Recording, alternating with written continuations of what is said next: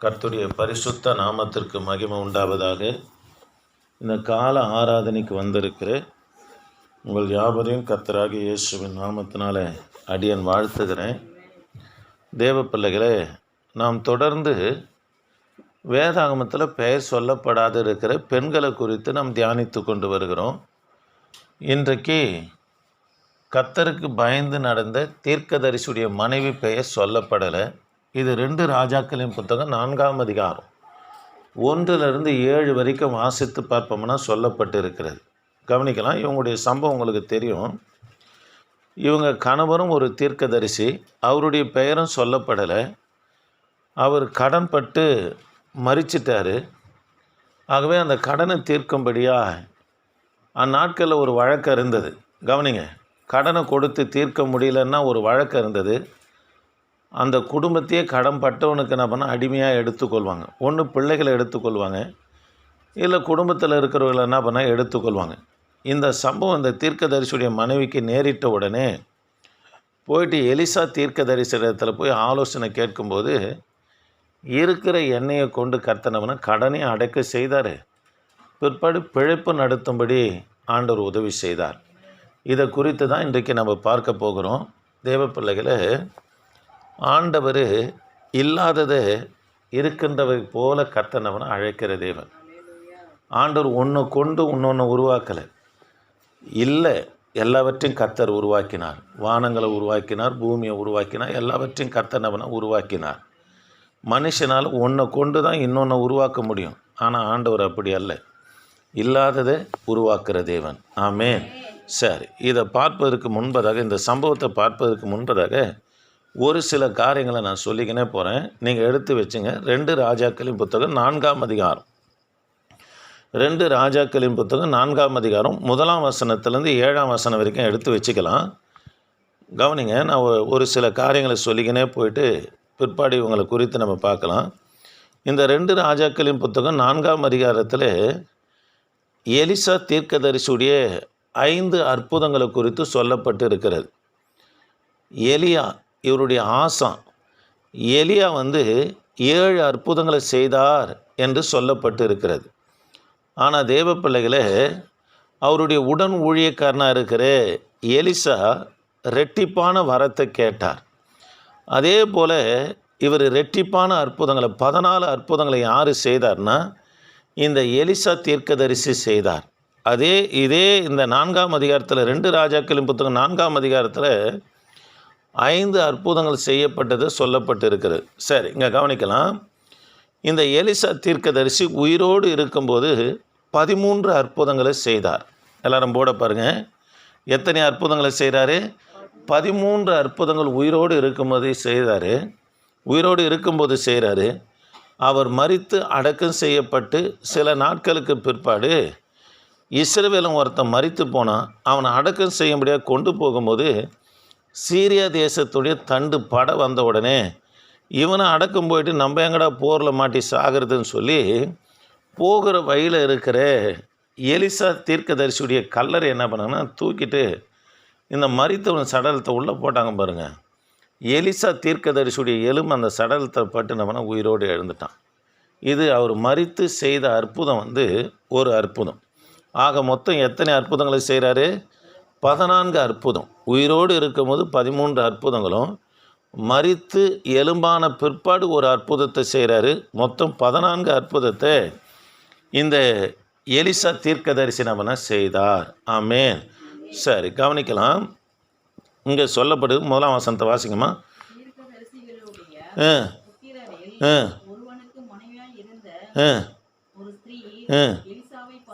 எலிசாவை பார்த்து சரி, கவனிக்கலாம். உமது அடியானாகிய என் புருஷன் இறந்து போனான் என்று சொல்லி எலிசா தீர்க்கதரிசி இடத்துல போயிட்டு இவங்க சொல்கிறாங்க. இவரை குறித்து சொல்லப்பட்டிருக்குது, கர்த்தருக்கு பயந்து நடந்ததை அறிவீர். இவரும் ஒரு தீர்க்கதரிசி. இந்த அம்மாவுடைய கணவர் யார்? ஒரு தீர்க்கதரிசி, கர்த்தருக்கு பயந்து நடந்தவர். கவனிக்கலாம். அது மாத்திரமல்ல, என் புருஷன் இறந்து போனான் என்று 1ஆம் வசனத்தில் வாசிக்கிறோம். தேவ பிள்ளைகளே, இவருடைய புருஷர் எப்போ மரித்து போனார் என்று ஒரு சரித்திர குறிப்பு என்ன சொல்லப்படுதுன்னா, ஆகாப் ராஜாவுடைய நாட்களில் ஏசபெல், அவருடைய மனைவி பேர் ஏசபெல், பாகால் தீர்க்கதரிசிகளுக்கு ஆதரவு கொடுத்து கர்த்தருடைய தீர்க்கதரிசிகள் அநேகரை இவங்க கொலை செய்தாங்க. அதில் ஒருவராக இவருடைய கணவர், இவர் தீர்க்கதரிசி, கர்த்தருக்கு பயந்து நடந்த அந்த தீர்க்கதரிசி மரித்திருக்கலாம் என்று சொல்லி ஒரு குறிப்பு சொல்லப்படுது. சரி, இவர் எப்போ மரித்தார்? கவனிக்கலாம். ஆகாப் ராஜாவுடைய மனைவி ஏசபெலால் இந்த தீர்க்கதரிசி கொலை செய்யப்பட்டார் என்று சொல்லப்படுகிறது. ஆமென். சரி, அந்த நாட்களில் கவனிக்கலாம். அந்த அம்மா சொல்கிறாங்க பாருங்கள், உமது அடியன் கர்த்தருக்கு பயந்து நடந்தான் என்பதை அறிவீர். கடன் கொடுத்தவன் இப்போது 2 குமாரரையும் தனக்கு அடிமையாக கொள்ள வந்தான் என்றால். தேவ பிள்ளைகளே, அந்த நாட்களில் ஒரு வழக்கம்னா இருந்ததுன்னா, கடன் வாங்கினவங்க கடனை செலுத்துவதற்கு நிர்வாகம் இல்லாத பட்சத்தில் தங்கள் பிள்ளைகள் என்ன பண்ணாங்கன்னா அடிமைகளாக கொடுத்துருவாங்க. இல்லைன்னா கடன் கொடுத்தவன் பிள்ளைகள் என்ன பண்ண கொண்டு போயிடுவான். இந்த சூழ்நிலை இவங்க காணப்பட்ட பிற்பாடு தான் கவனிக்கலாம். இவங்க அதை தான் சொல்கிறாங்க, உமது அடியன், கவனிங்க, கர்த்தருக்கு பயந்து நடந்தார் என்பதை என்ன பண்ணுவீங்க? அறிவீர் என்று சொல்கிறார். தேவ பிள்ளைகளை, அது மாத்திரமல்ல, உமது அடியன் கர்த்தருக்கு பயந்து அப்படின்னு சொல்லி இந்த தீர்க்கதரிசியுடைய மனைவி எலிசாவை பார்த்து சொல்கிறாங்க. இந்த தீர்க்கதரிசி மரித்து போனாரே, இவர் எலிசா தீர்க்கதரிசிக்கு அறிமுகமானவராக இருந்தார் என்று தான் இந்த வாயிலாக நம்ம பார்க்கோம். உமது அடியன் கர்த்தருக்கு பயந்து நடந்தான் என்பதை அறிவீர். அப்போ அந்த மரித்த தீர்க்கதரிசி யாருக்கு அறிமுகமானவர்? எலிசாவுக்கு அறிமுகமானவராக காணப்பட்டார். கவனிக்கலாம் தேவ பிள்ளைகளே, லேவியராகமம் 25ஆம் அதிகாரம், லேவியராகமம் 25ஆம் அதிகாரம் 39லேருந்து 42 வரைக்கும் நீங்கள் வாசித்து பார்ப்பீங்கன்னா, விதவைகளுக்கும் திக்கற்ற பிள்ளைகளுக்கும் உதவி செய்ய வேண்டும் என்று, திக்கற்ற பிள்ளைகள்னா தகப்பன் இல்லாதவங்க, விதவைன்னா புருஷன் இல்லாதவங்க, இவங்களுக்கு உதவி செய்ய வேண்டும் என்று சொல்லி வேதனை பண்ணதான் நியாயப்பிரமாணம் சொல்லப்படுது. ஆகவே தான் இந்த எலிசா தீர்க்கதரிசி உன்னிடத்தில் என்ன இருக்கிறது என்று 2ஆம் வசனத்தில் கேட்குறாரு பாருங்க. நான் சொல்கிறதெல்லாம் புரியுதுங்களா? இவங்க புருஷன் தீர்க்கதரிசி எப்போ மரித்து போனார்? ஏசபெலுடைய நாட்களில் என்ன பண்ணால் மரித்து போனார். அது மாத்திரமல்ல, அந்த மரித்த தீர்க்கதரிசி எலிசாவுக்கு அறிமுகமானவராக இருந்தார்.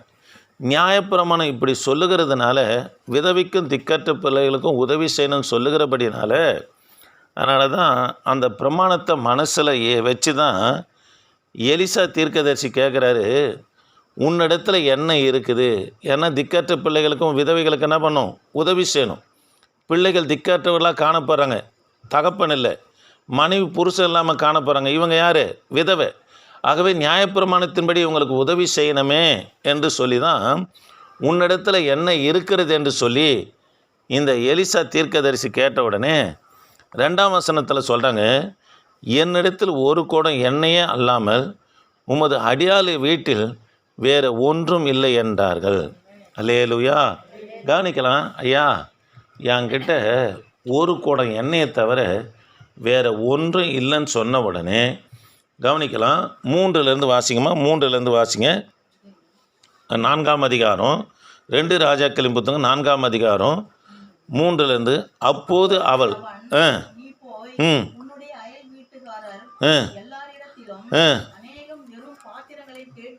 வாங்கி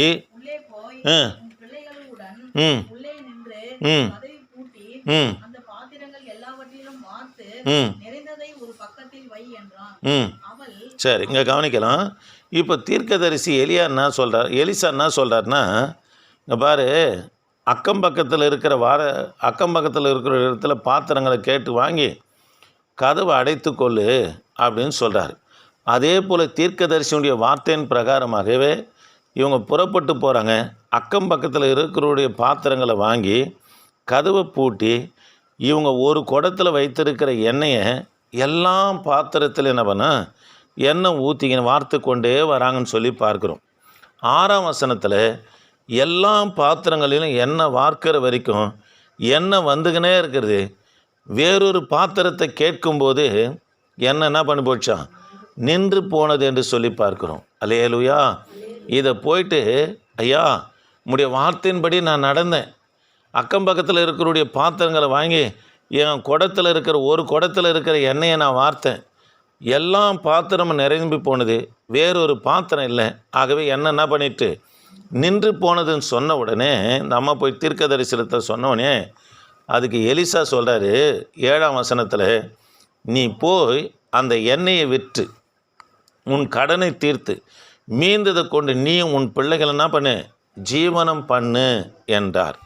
தேவ பிள்ளைகளே, அதே போல் தன்னிடத்தில் இருக்கிற எண்ணெயை ஊரார் எல்லாரும் வாங்கின பிற்பாடு யாரிடத்துல இவங்க கணவர் கடன்பட்டு தீர்க்கதரிசி கடன்பட்டு இருந்தாரோ அந்த கடனை கொடுத்து தீர்த்துட்டு, எப்படி சாரிபாத்துடைய விதவனுடைய நாட்களில் பஞ்சகாலம் தீர்ற வரைக்கும் மாவில் எண்ணெயும் கலையத்தில் மாவில் பானையில் மாவும் கலையத்தில் எண்ணெயும் குறையாமல் காணப்பட்டதோ அதை விட கூடுதலான ஒரு அற்புதத்தை இந்த இடத்துல செய்கிறார்.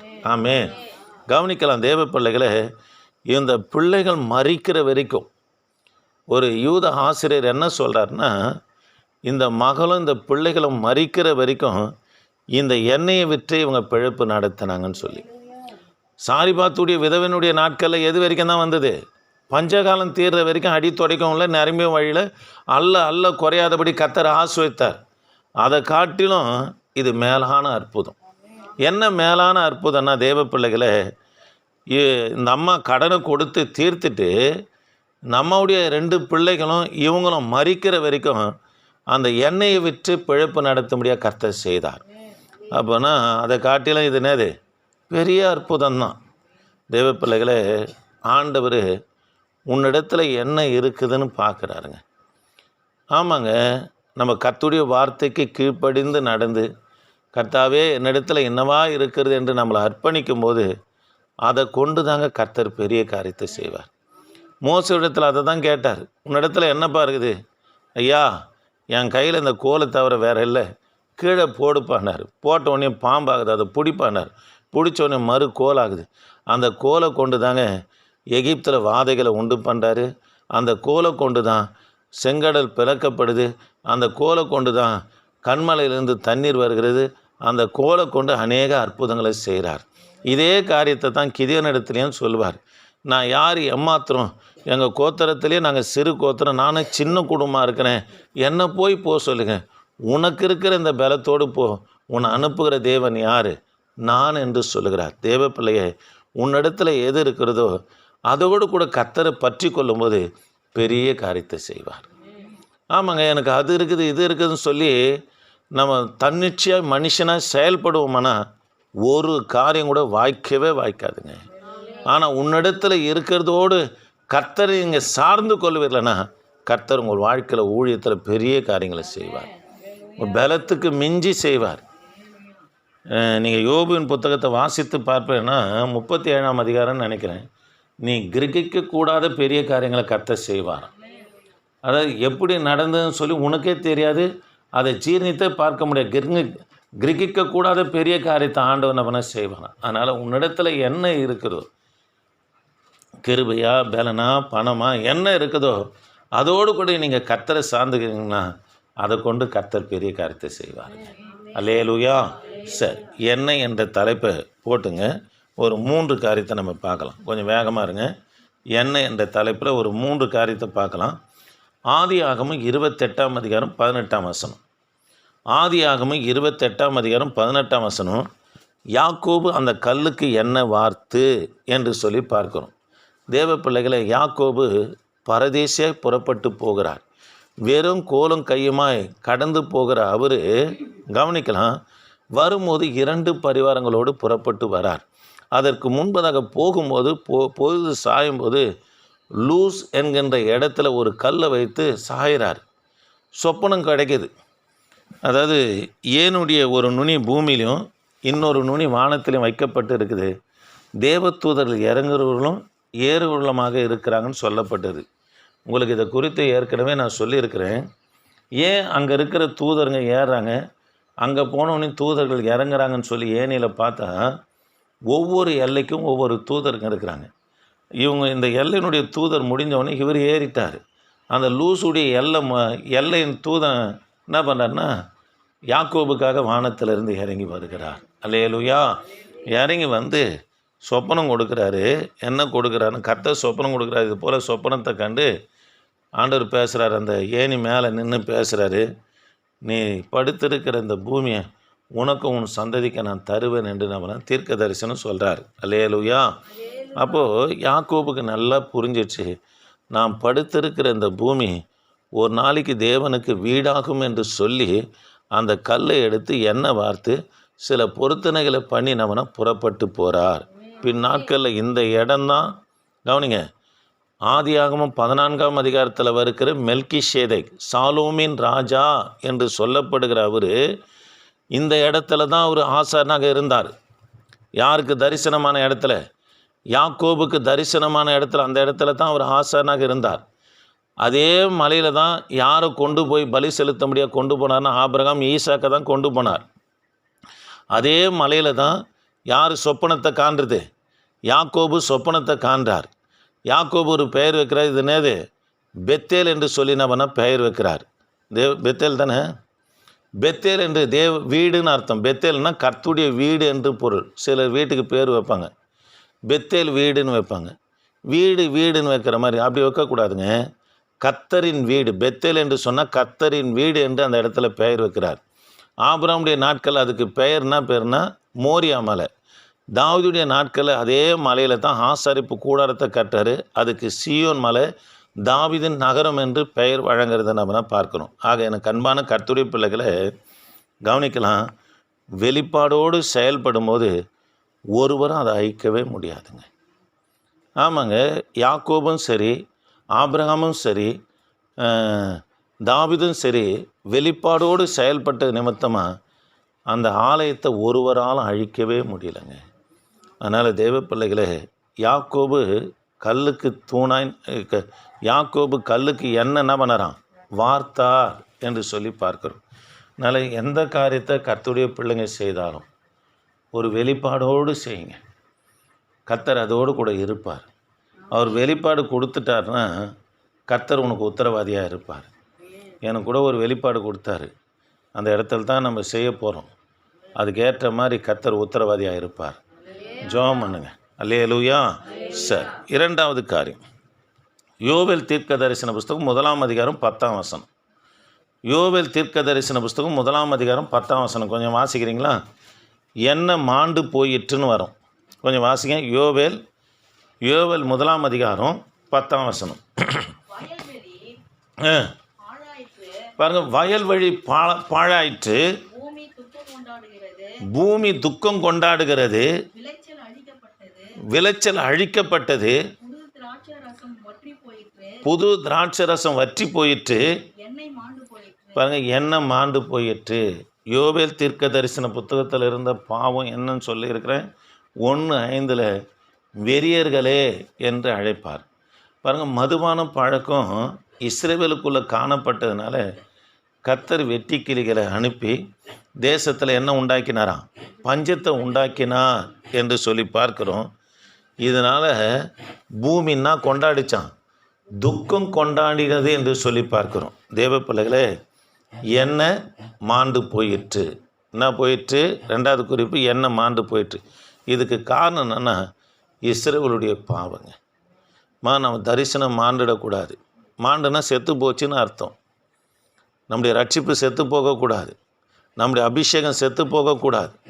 பாவம் யாருக்குள்ளே வருதோ அவங்களுக்குள்ளே இருக்கிற அபிஷேகம் செத்து போச்சு, அவங்களுக்குள்ளே இருக்கிற ரட்சிப்பு செத்து போச்சு, அவங்களுக்குள்ளே இருக்கிற தரிசனம் செத்து போச்சு. அதனால் மாண்டு போயிட்டுன்னா என்னது? செத்து போனதுன்னு அர்த்தம். இங்கே யோவேல் தீர்க்க தரிசன புத்தகத்தில் இவங்க பாவம் செய்ததுனால என்ன பண்ணிச்சான்? மாண்டு போனது என்று சொல்லி பார்க்குறோம். ரட்சிப்பு உயிராக இருக்கட்டும், அபிஷேகம் உனக்குள்ளே ஊற்றப்பட்டுக்கினே இருக்கட்டும். அதனால் கர்த்தருடைய பிள்ளைகளை பாவம் செய்தால் அவைகளெல்லாம் மரித்து காணப்படும்.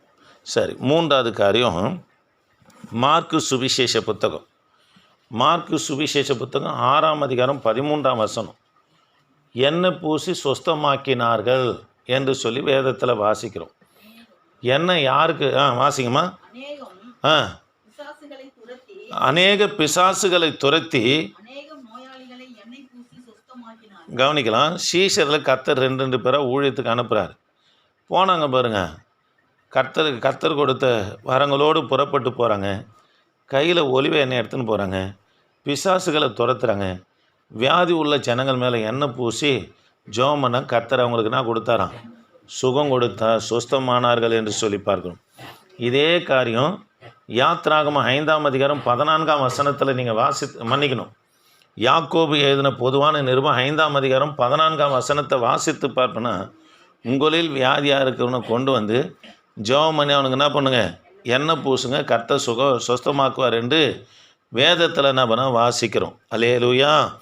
ஆக எனக்கு அன்பான கர்த்தருடைய பிள்ளைகளே, இப்போ எண்ணெய் நம்ம தேங்காய் எண்ணெய் யூஸ் பண்ணுறோம். இஸ்ரவேல் தேசத்தில் ஒலிவ எண்ணெயை பயன்படுத்துகிறாங்க. இப்போ எண்ணெயை நம்ம ஜெபம் பண்ணுறோம், உங்களுடைய ரத்தமாக மாறட்டும் ஆண்டவனன்றோம். உடனே ரத்தமாக மாறிடுச்சு, எண்ணெயாக தான் இருக்குது. எதுக்காக இந்த எண்ணெய் பூசுகிற பழக்கம் இஸ்ரவேலில் கர்த்தர் கொண்டு வந்தார்னா, இப்போ வரீங்க, ஜெபம் பண்ணி கொடுக்குறேன், எண்ணெய் எடுத்து போய் கை கால் வலி அந்த இடத்துல பூசுறீங்க. பூசினோடனே கொஞ்சம் பரவாயில்ல மாதிரி தெரியுது. எண்ணெய் பூசினோடனே நல்லா இருக்குதே, உனக்குள்ளே கர்த்தர் மேலே என்ன பண்ண விசுவாசம் உண்டாகுது. இன்னொரு முறை பூசுவோம், கர்த்தர் பரிபூர்ணம் தருவாருன்னு சொல்லி இந்த எண்ணெய் எதுக்கு அடையாளமாக வைத்தானா, உனக்குள்ள விசுவாசத்தை படிப்படியாக வளர்க்கும்படியா. சரி, அதனால் எண்ணெய் பயன்படுத்துகிற பிள்ளைங்க அது நமக்கு மட்டும்தான் எண்ணெயாக தெரியும், பிசாசுக்கு அது ரத்தமாக தெரியும். ஒரு முறை குண்டத்தூரில் நான் பிளஸ்ஸி ஞானம் எங்கள் வீட்டம்மா நின்றுங்கிறோம், ரோடை கிராஸ் பண்ணி நின்றுங்கிறோம் போகிறதுக்கு. ஒரு மூட்டை வண்டி வந்ததுங்க. எங்கள் 4 பேரையும் அடிச்சு தூக்கிட்டு இருப்பான். ஆண்டுடைய பெரிதான கிருபைனால இந்த நூல் இழையில் தப்பினாங்கன்னு சொல்லப்பட்டிருப்பேன். அது மாதிரி கர்த்தர் எங்களை காப்பாற்றினார். மறுநாள் காலையில் ஒரு வீட்டுக்கு போய் ஜெபம் பண்ணுறேன். அவங்களுக்குள்ளே இருக்கிற அசுத்தாவி மாந்திரிக்கிரியை பேசுது. நான் பிசாசு பேசுறதெல்லாம் தீர்க்கதரிசனமாக எடுத்துக்க மாட்டேன், அது சொன்னதை சொல்கிறேன். அது சொல்லுது, நேற்றே உங்களை மூட்டை வண்டி விட்டு 4 பேரை காலி பண்ணலான்னு நினச்சேன், ஆனால் உங்கள் தலைமையில் இயேசுவின் ரத்தத்தை பார்த்தேன்னுச்சு. எங்கே போனாலும் இயேசுவின் ரத்தத்தை வச்சுன்னு வருவோம். அதனால் கர்த்தருடைய ரத்தம் உங்களை பாதுகாத்துச்சுன்னுச்சு. அதனால் தேவ பிள்ளைகளே, அந்த ரத்தம் எதுக்காகன்னா உனக்குள்ள விசுவாசத்தை பெருக பண்ண முடியும். சரி, 3 காரியத்தை பார்த்தோம். யாக்கோபு கல்லுக்கு என்ன பண்ணாராம்? எண்ணெய் வார்த்தார். பின்னாட்களில் அது தேவாலயமாக மாறினது. 2வது எண்ணெய் மாண்டு போயிட்டு பாவம் இருக்குமானா அபிஷேகம் போயிடும். 3வது தேவ பிள்ளைகளே, எண்ணெய் பூசி என்ன பண்ணாங்க? சுஸ்தமாக்கினாங்க. உனக்குள்ளே எந்த அளவுக்கு விசுவாசம் பெறுகிறதோ அவ்வளவாய் கர்த்தர் உனக்கு சுகம் தருவார். சரி, ஜெபம் பண்ணலாமா? முழங்கால் படியலாம். என் தகப்பனே, நாங்கள் உம்மை துதிக்கிறோம். வந்ததான ஒவ்வொரு பிள்ளைகளுக்காய் ஸ்தோத்திரம். என் ஆண்டவர் நீங்கள் ஆசீர்வதிங்க ஐயா, என் ஆண்டவர் நீங்கள் ஆசீர்வதிங்க ஐயா. பிள்ளைகளை ஆசீர்வதிங்க. கான்ஃபரன்ஸ் லைனில் இருக்கிற பிள்ளைகளை ஆசீர்வதிங்க. யூடியூப்பில் கேட்குற பிள்ளைகளை ஆசீர்வதிங்க ஐயா. நாளிலும் உமது கரம் எங்களோடு இருந்து எல்லா காரியத்தையும் ஜெயமாய் முடிய பண்ணுங்க. வழிநடத்துங்க, பாதுகாத்துக்கொள்ளுங்க. இயேசு நாமத்தில் ஜெபிக்க நல்ல பிதாவே, ஆமென்.